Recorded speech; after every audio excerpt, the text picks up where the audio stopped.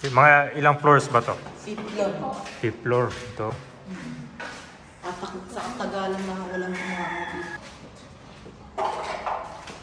Ito yung first part ng video natin kung saan dito nagkaroon ng groundbreaking para sa gagawing housing project para sa teachers and non-teachers. Dito ay magkakaroon ng maraming buildings, merong 5-story at 12-story. At ang kasunod naman nito, yung ibang building pala dito meron na nakatira. At yung iba naman dito natapos pero walang nakatira, kumbaga abandonado siya. Ilang taon na yun nakalipas.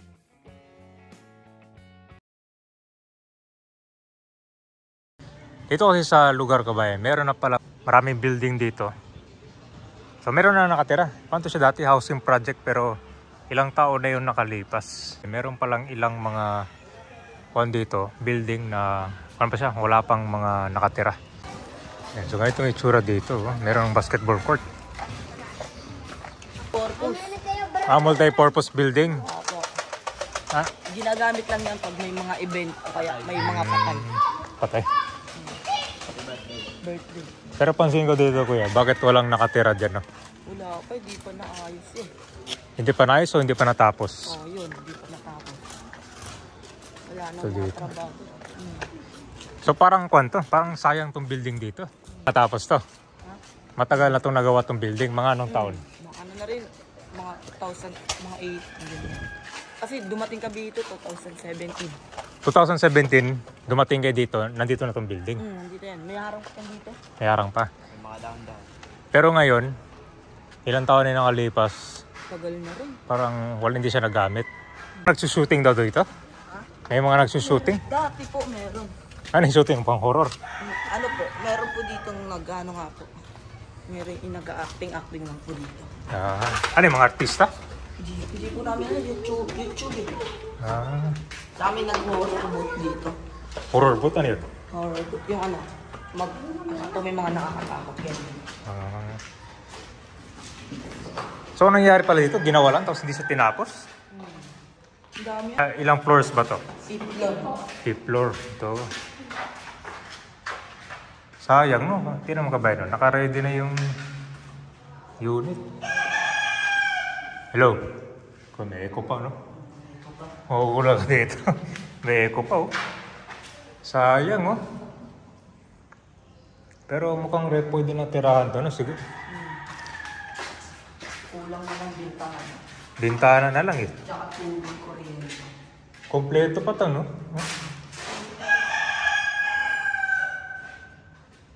So, dito walang kuryente, no? Wala ka po. Yung iba binabatay kasi ano, ayusin na yung iba. So, ito siya, wala rin to. Oh, wala na po. Tagal na yan. Di tinapos na nangyari dyan. Sayang. Sige. Sayang. 5 story ko yan, no? 5 story to, di ba? So, meron tong rooftop.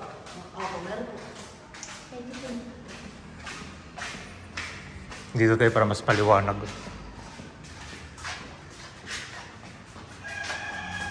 Hindi, kahit magdala ka na ng banig, pwede na dito eh. Ito, mas maliwanag oh. Sayang. Tatakot sa katagalan na walang mga dito. Inatake na siguro ng kanya. Ito tubig eh.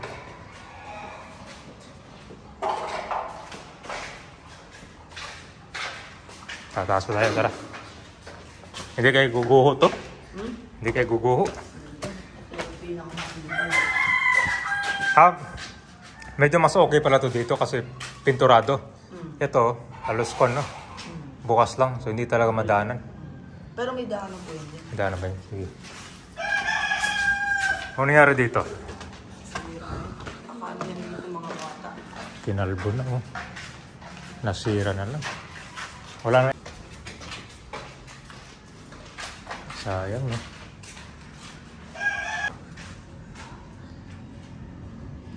Sayang, dahil palang building dito, no? Ito eh. Saan? Ito. Ano Ito? yung teacher? Saan yung teacher ito? Po. Pati yung sa kabila. Gagawin po dyan eh. So ito kasama to dito? Hindi yan. Po. Gagawin dito. Pati yung building 2. Building 1. Yan lang na. Sige. Sa akin nakatira dati. Doon, sa likod lang rin na ito. Doon, babalo. Anong kuha niyo bayan? Squatter area? Anong itsura ng bahay niyo dati? Tabi sa apa. Nasa akon kayo? Danger zone pala? Pinalis kami kasi landslide. Ano yung ano. Kaya, nasa danger zone kayo dati. Guguho kasi yung lupa kaya pinalipat kami dito. Sayang naman to kasi malaki na nagastos. Pero siguro itutuloy na lang siguro to. Sayang naman kung gigibain pa to, di ba? Malaki na yung ginagawa doon. Wala ako nga masyado ano eh. Hindi pala yung gumagawa doon. Kunti pa lang. Wala pa masyado tao. Parang ginagawa niyong horror tong ano. Oo, horror. Yan ano, pinagkakakitaan. Kasi wala naman masyado rin gumagamit. Paano pagkakitaan kaya? Ano po, yung nga po, may mga nagbe-makeup. Makeup? Ano po, Aha. mananakot.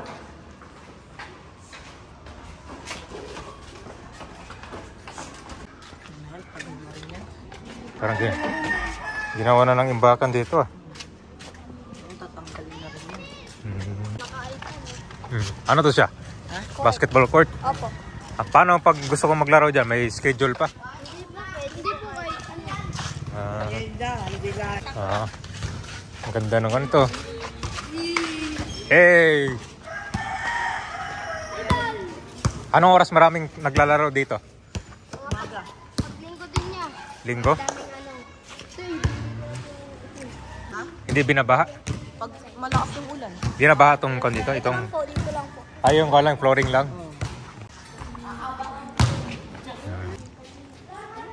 Ano pang kon dito? May ano pang play? Pwede paglaruan dito?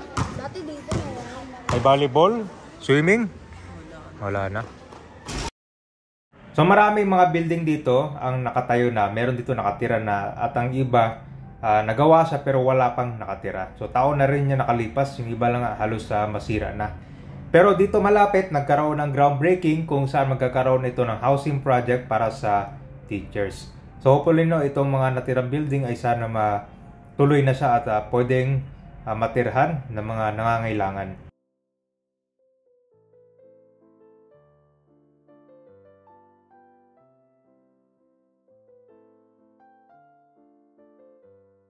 So sayang lang siya no, kasi napatanong ako doon kanina, bakit hindi siya natapos? Malaki na yung nagastos. Sayang naman maraming nangangailangan ng mga tirahan, di ba? Yan, so sa mga nagtatanong ha, yung na groundbreaking dito lang yun, no? Dito sila na groundbreaking yan. So ang mabibigyan yan para sa mga teachers and mga non-teachers ng mga taga Quezon City. So abangan natin yung kasunod na dito, development. So dito yung location niya. Marami din pala mga residential area dito na katabi sa ginagawang housing project. So napakalaki nitong lugar ng Quezon City. At ilan pa lang to sa mga housing project na na-feature natin